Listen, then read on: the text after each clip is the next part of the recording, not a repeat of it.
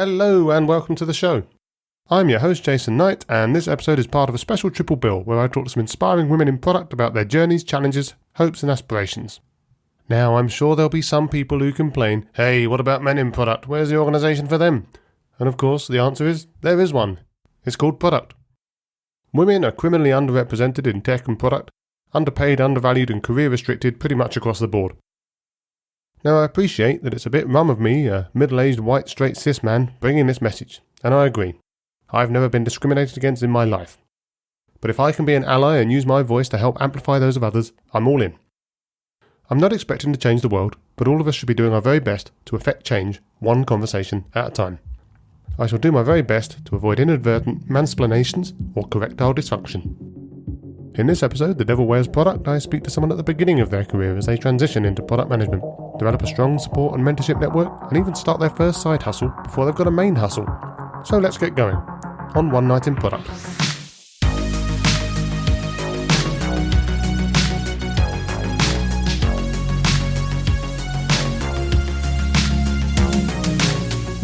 So my guest tonight is Anna Lieberman, New Yorker, blogger, digital marketer, taking her first steps into the exciting world of product management, documenting her journey as she goes. Also developing an app called Food Fight, with the goal of taking the fight out of date night. Hi Anna, how are you? I am doing very well. How are you? I am wonderful, thank you very much. So, first things first, Food Fight. What is that all about, and when can I have it? So, Food Fight. As you mentioned, it takes the fight out of date night. So one of the points of contention that I continually run into with my boyfriend is, where are we going for dinner? Or what are we going to do for dinner? And especially on the nights that we don't want to cook, because we cook often. But, I was thinking about what a solution could be to this problem. And out of quarantine creativity, I came up with Food Fight as an app idea. Choosing where to go or order out from for dinner is a tough decision, and especially for an indecisive person like me. So adding into the equation another person's wants and needs can make things really tricky. So Food Fight is aiming to solve the issue by randomly choosing a restaurant for you based on a set of parameters that you can choose to opt in or out of. Those, such as the type of cuisine, in a broad sense, how much you're willing to spend, dietary restrictions, distance, etc. And that's going to be fun. I'm working on developing that, and I'm learning all about APIs and Google Maps API and all of that. It's really cool. So from there, a randomly generated choice will be presented to the user. And here's where the fun part starts. If the user sticks with the choice generated for them that day and presents a receipt or a proof of purchase to the app, they will receive an incentive. And I'm still testing whether, a point system or an instant reward system is better, such as 10% off it the next time you visit this restaurant, or, you gain X amount of points and then you receive the reward. So I'm working on that, and I'm currently in development and vetting developers to help me create the MVP. But it's been such a fun creative outlet and a great practice in product management that I've really been enjoying. So it sounds like you're skipping the product management and going straight into entrepreneurship, which is obviously a fantastic journey, and I expect to see you in all of the magazines sooner rather than later. Oh God, I'm not aiming to create the next Uber or Seated or Resi, but I wanted to learn how product development happens and how to create an app. I have a little bit of experience in coding. I've learned in college, I took classes where I was, learning HTML, CSS, and then later on Java and Python for programming. And it's all really interesting to me. I know I'll never be a software engineer. Know that for a fact. But, I want to be involved in creating things that help solve problems. I think that's the first thing that, is what product management is about. 100%.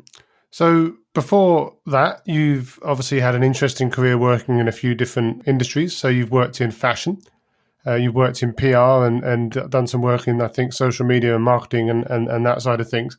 So what has brought you to product management and what does it mean to you?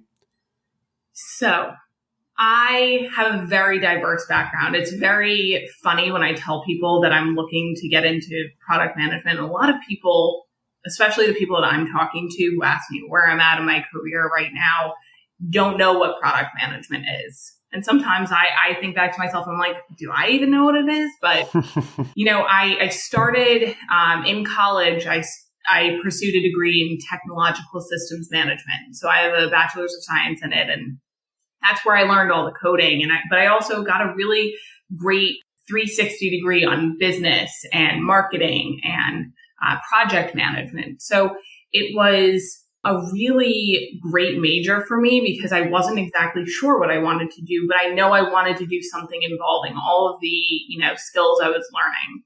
Little did I know that product management existed because this was, 4 or 5 years ago before it became this like sort of evangelical thing, at least in my, in my experience. So funny enough, I was learning about product management from a friend of mine, and I went through the interview process to enroll in product school and, then came across a huge barrier of imposter syndrome and said, no way do I know anything about business needs and, whatever is involved with product management. So I talked myself out of that. I ended up out of college working as an executive assistant at a meditation app, which was a startup. I was involved in everything from user development to competitive research and analysis.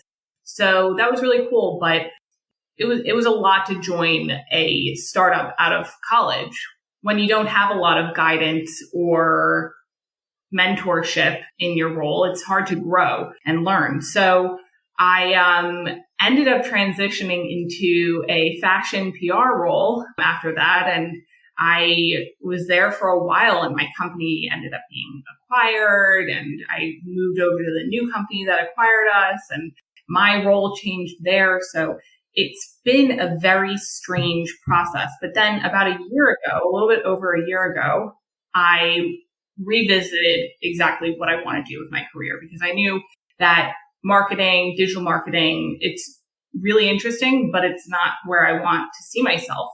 So that's when I started going back and vetting all of the product management boot camps. And that's how I happened across the General Assembly class that I participated in. And it was the best decision I ever made. I remember I made the decision, enrolled in the class and went that very day and never looked back. And it was for sure a great experience. Wow. So I see you went to General Assembly, as you said, and also product school, as you mentioned earlier on. And those are obviously a couple of really popular kind of certification paths. They don't always get the same kind of reaction depending on who you speak to people. So some people, for example, have maybe had a certain skepticism around whether you can actually learn product management without just doing product management, as you are now with obviously Food Fight, for example. But how have you found that kind of certification path, going from fairly fresh to going through some of those training courses and getting that kind of fundamental stuff done up front? So I think that a boot camp such as product school or General Assembly for me was the perfect match. It's not for everyone, that's for sure. I was lucky enough to have the time in my schedule to dedicate to it. And I also was really invested in, financially, but also emotionally and personally invested. So from there, I think it was also great because I don't have a huge technical background. I get all the concepts and I'm very interested in learning them. But, I think for someone who's looking to transition from something a little bit more technical, maybe they want to come from a software engineering background or user experience. That's what I see a lot in people who want to transition into product.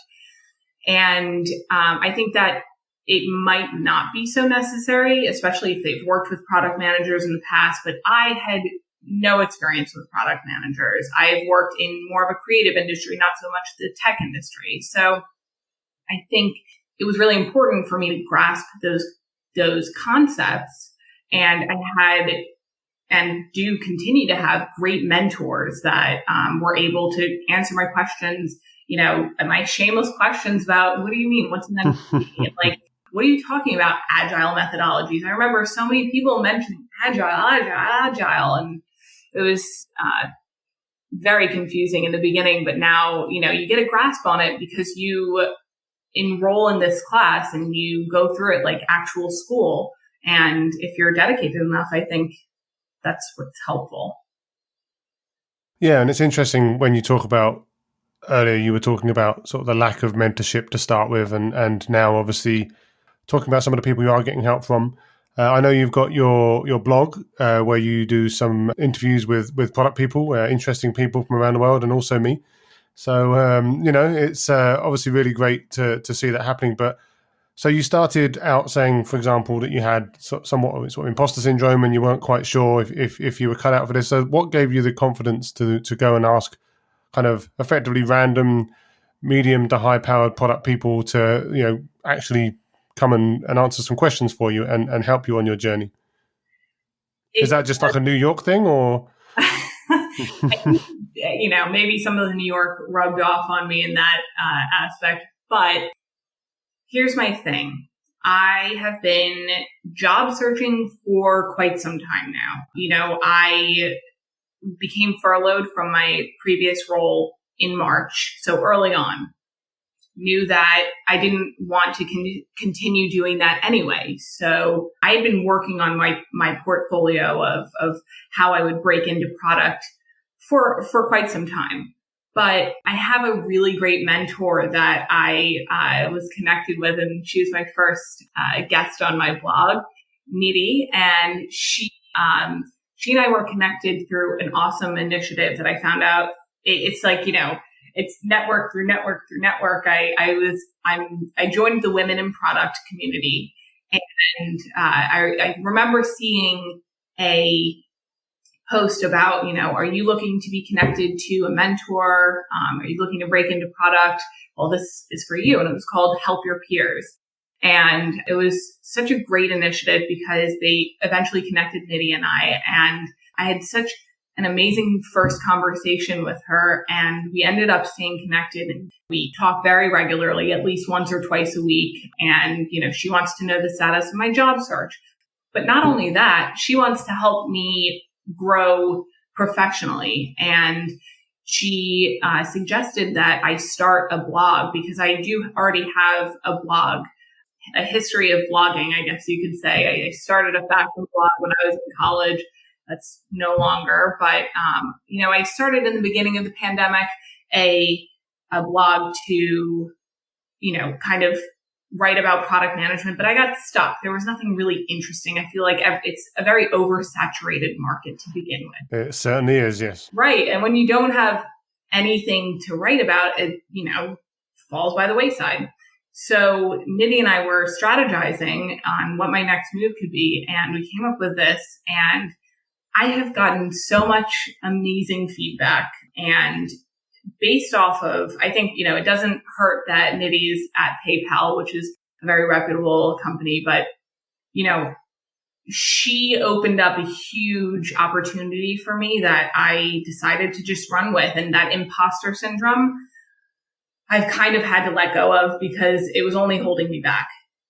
And I think that's like the biggest advice I could give to other aspiring product people is, that there is nothing to lose. Maybe a few feelings of or shame or regret or something, but there's nothing to lose by, going for exactly what you want, or, reaching out to someone that you admire and asking for their opinions on something. I think everybody, I remember listening to one of your previous podcasts and saying like everybody really likes to talk about themselves, and I think it does ring true. And here I am talking about myself, but I think it's important to share experiences, and everybody, especially during this time of COVID, has become very generous with their wealth of knowledge. And it's really inspiring to see that. Yeah, I guess if there's any positives from everyone being kind of locked down in their houses, and actually, to be fair, even outside of product management and just like all of these like reunions that you get on Zoom and stuff now, like just it sort of like the Back to the Future cast go on and do a Zoom reunion, or the Frozen cast do a Zoom reunion. It's like, I know obviously this has been a hellish situation and continues to be so for lots of people, but at the same time, it has kind of come up with some interesting side effects, like you say, sort of the fact that you can pretty much guarantee that a lot of people just actually have time now because they're not doing anything else. And I think the other interesting thing from what you said, and something that really, something that I really kind of agree with, is this whole concept of imposter syndrome. I had the issue when I started looking at trying to, for example, do say medium.com or something like that. There's a billion different articles on medium.com about anything that I could potentially write about, because of course there are thousands of people writing about the sorts of things that I know about. And then there was this concern, well, why the hell would I write about that? And after a while, you just have to just do it, like you say, because ultimately, if you don't, you're never going to know if you're any good at it. You may or may not be, but at the same time, might as well try. And it's the same to some extent with a podcast. Am I confident enough to go out there and try and give my opinions about every single aspect of product management the same as on every other podcast? Maybe, maybe not. But at the same time, if you can have interesting conversations with people, like yourself and some of the other guests, and actually Nidhi will be coming onto the show at some point as well. So it's good to just have those conversations, and just the way that someone put it to me once was like, it doesn't matter if you're talking about the same thing, as long as you're talking about it in a slightly different way. There's always a chance that you're going to get a different angle, different insight, or you'll speak to someone that didn't get spoken to by someone else saying it. You don't know until you try. You're on the money with that one.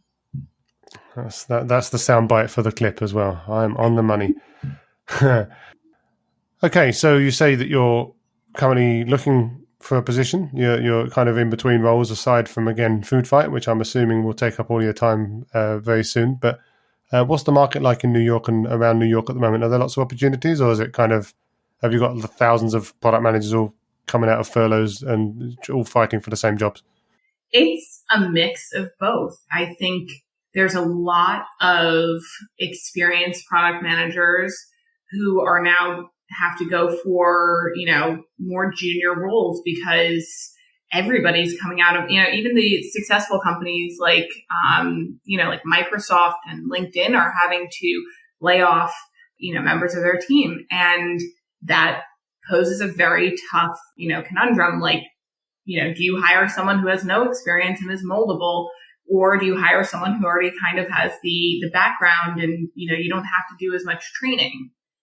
The job market is strange. I think I really wish I could do an A/B test on, COVID versus not, because who knows, no COVID, I would have, never probably started this blog and learned so much about product management before actually having a product manager role. But there are, especially I've seen over the past month or so, because I have been a rabid LinkedIn, searcher. I've, queried as many searches as I can, but I've come across a lot more roles in, the past month or so. I think everybody's coming off of summer and they're looking to revamp hiring again, now that we kind of have a better idea of what's going on in the world. But the one thing that I have noticed is there's a ton of associate product manager roles or junior product manager roles, but they are really looking for college graduates or, currently enrolled college or university students, as you would say over there in Great Britain. So I'm running into the issue of, I'm 4 years out of school, yet I am, very junior in my career still, where, there's this limitation where, the role would be perfect for me otherwise, except I'm not in college or I'm not a recent graduate. So that's one issue that I've noticed, but there are still a lot of availabilities. I think there's the other problem of getting through the ATS, applicant tracking system, applying, or, making a connection at a company that you're interested in and then, missing that time frame of applying to the role, because it's just such a fine line. So, it's getting through is tougher than ever, especially with so many more people looking for jobs. But I think the right thing will come around when it does. That's really that's my view on it. And are there kind of certain industries or types of industry that you're really keen on? I mean, are there kind of passions that you would follow, or are you just keen to kind of get that kind of entry level experience, for want of a better word, anywhere, so that you can start your journey? I think what is so great about looking for a new role for me is that I have a wide variety of interests myself. So I'm trying not to limit myself in industry, more so in role for sure. And I'm also not going to go for something that's totally out of my scope, but there are things that I do want to learn more about. It's, fintech or health tech, or even, working in ed tech, all of these platforms that people are using now to learn or, have online learning with it's really interesting to me. I don't have much experience in it, but I would like to venture into them. So I'm trying to keep my options open, and rather than, silo myself into one category, really keep everything open, because you never know what's going to stick. Yeah, that's fair enough. And I think it's good to be open-minded. Also, I think I completely agree that the concept of, for example, working in sort of health tech or ed tech, things that seem somewhat worthy, sounds pretty attractive as a concept. I'm lucky enough that my place has a kind of charity healthcare offshoot, which is something that I can get involved in from time to time. So that at least scratches some of that itch. It's quite a cool area to be involved in. Maybe you could volunteer for them for now, just to keep your hand in. Well, I'd love to hear more about that, and I would love to get involved, because I'm all about contributing where I can. Absolutely, I think it's important.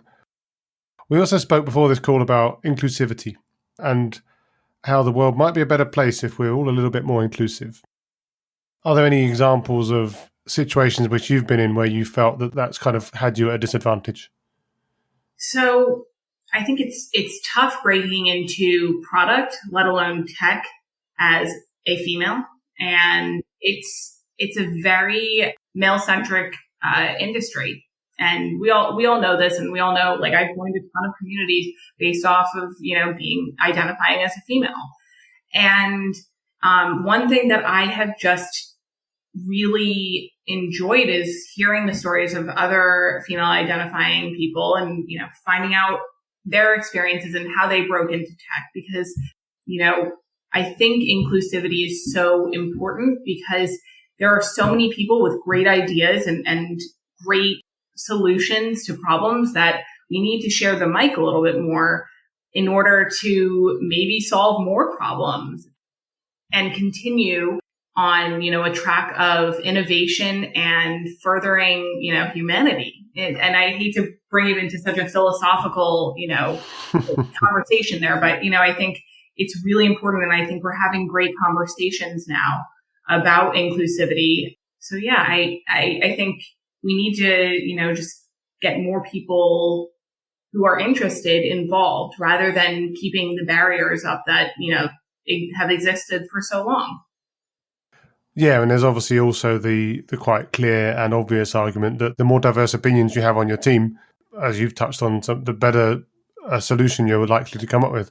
I think the way I've seen it put before, and the way that I've put it myself, is if I hire a bunch of people that look and think like me, I might as well just have me, because they're just going to say the same thing. So I want to have different types of people from different backgrounds and different mindsets that can come in and attack a problem from a different angle, because not everyone is the same, and we should be grasping as much as possible the fantastic opportunities that we do get from a massively more connected society and a massively kind of more mobile workforce and much more awareness, as you say, around some of these issues. I definitely think we're a way off of actually fixing that, but it feels like every little step that we can take in the right direction is a positive step. But that's easy for me to say, because I'm a straight, cis, white male that's basically had every single opportunity thrown at me under the sun. And I'm very conscious of that. But at the same time, anything that people like me can do to help other people, it feels like an important step along the way. Definitely.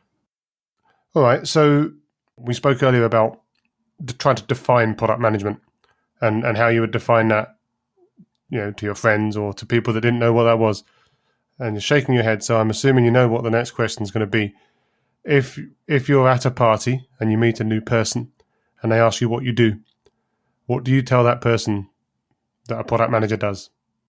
So myself not being a product manager yet it gives it a very interesting spin, because then I get to add in that I want to be doing this and I'm trying to explain it the best I can. But, how I say it and how I go about it is, because I want to work with digital products first and foremost, is, imagine a product such as Spotify. Spotify has so many different features, such as, the podcast feature or, shuffle. And they have a ton of product managers who are the shepherds who kind of get everybody together, the people who are on the marketing team to market the product or the feature, the people who are building it, such as the developers or engineers, the sales teams. They get everybody together, keep them on the same track, make sure everybody's, hitting the goals and KPIs, and, they drive that product to completion, and then, continual iteration. And that's how I explain it. And then I get a lot of glazed over looks and no one cares. So, I try to make as much fun with my explanations as possible, yet I still feel more confused sometimes after I explain it. So I think it depends on who you're talking to. If you're speaking to someone who's a little more technically savvy, sure, they'll get it a little bit more. Some people, not so much. So, it varies. And I think I'll probably be better at explaining it rather than just knowing about it once, I land my first role. But that is probably very fair to say. And have you got anything in the pipeline at the moment, or are you kind of evaluating your opportunities? So I've actually been doing a lot more interviewing now that summer is over. Summer was kind of quiet, but I've been presented with some cool opportunities. And one thing that I've been learning is I actually do really enjoy the interview process. I don't know if you can tell here, but I can talk to a brick wall. That's, what I've been told, is that I can have conversation with pretty much anybody. But, I'm working my way through things.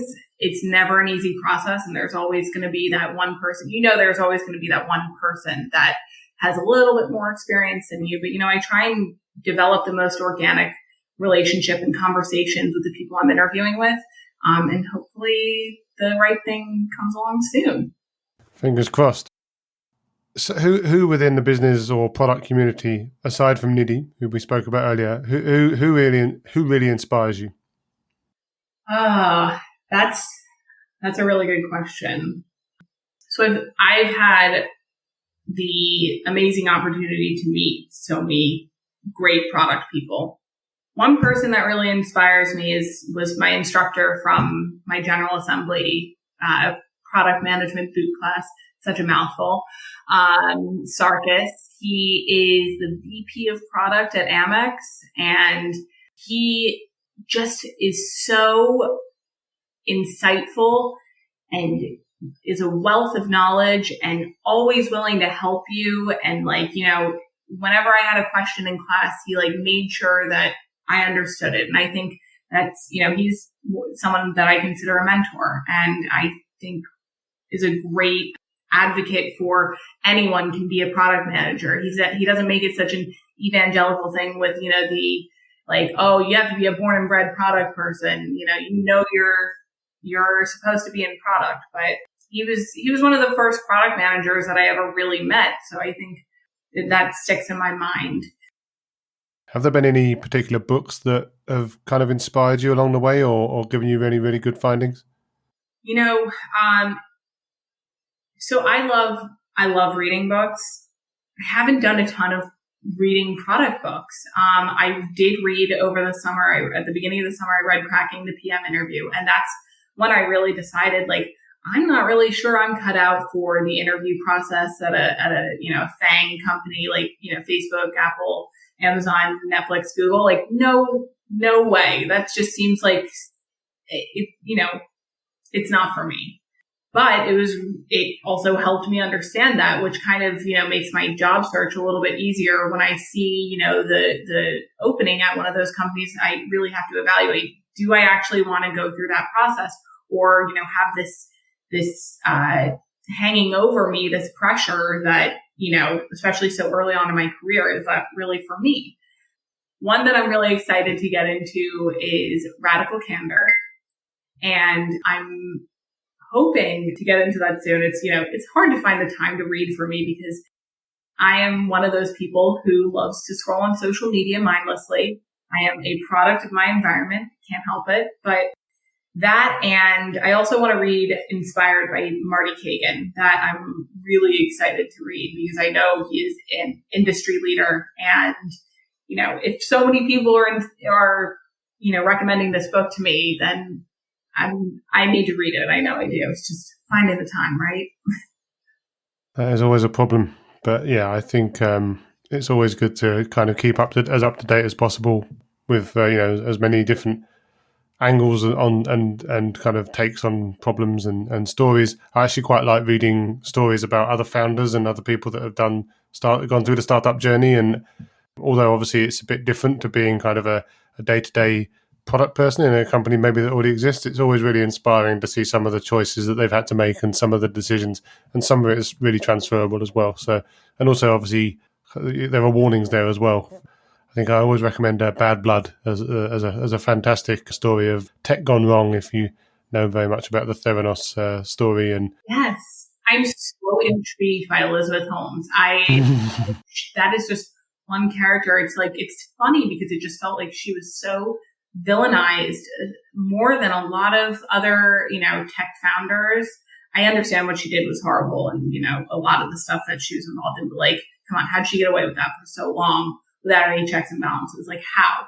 But I want to read Bad Blood as well. I need to write down my list of my checklist of books that I need to read. I'm looking forward to more of your recommendations. Well, I've actually got a Goodreads list, which basically lists every single book that I've read with my star ratings. So I'll happily share that with you, but maybe not with everyone, because I don't want to make anyone who has written a book offended if if my star rating wasn't quite enough. Cool. Well, that's been really interesting. So thanks very much for coming on and sharing your experiences, and obviously wish you the best of luck with the ongoing search for your kind of entry point into the product management career. Where can people get in touch with you if they want to read your blog or kind of share any experiences or share in your experiences? So first and foremost, you can get in touch with me on LinkedIn. I'm there, and I have all the notifications turned on. So I'm Anna Lieberman on LinkedIn. I also have my website where you can get in touch with me there, annajlieberman.com. Anna, the letter J, my last name, Lieberman.com. And that's pretty much all I share. Those are pretty much the only forums I share on currently. So yeah, the name of your blog actually stuck out as The Devil Wears Product. Now, obviously, I'm a massive fan of a pun, given the name of this podcast as well. But I wonder where The Devil Wears Product specifically came from. Well, sometimes I even forget that it's named that because I mark it so much as just like Anna J. Lieberman or Anna Lieberman. But The Devil Wears Product, I do have to give a lot of credit to the boyfriend once again, who's, we talk a lot and we were bouncing ideas off each other. He's a great creative mind for that. And going off of the fact that I spent so much time in the fashion industry, and a lot of people early on in my career commented that, I was an executive assistant for, a prominent figure in the fashion industry. And they asked, is it like Devil Wears Prada? Is it just like that? So we were, spitballing ideas, if you will, and Devil Wears Product came out of that. I wanted to make kind of a fun notion to my previous career history because, it's not for nothing. But yeah, that's where I came from. Yeah, I always hope it's a lot more like Zoolander personally, but I guess, I've never worked in that industry and probably for the best as well. Excellent. Well, thanks very much for coming on and let's keep in touch. Thanks so much for having me. As ever, thanks for listening. If you've enjoyed the show today, I'd love it if you left a review, shared it with your friends, subscribed or followed the show on Facebook, Instagram or LinkedIn.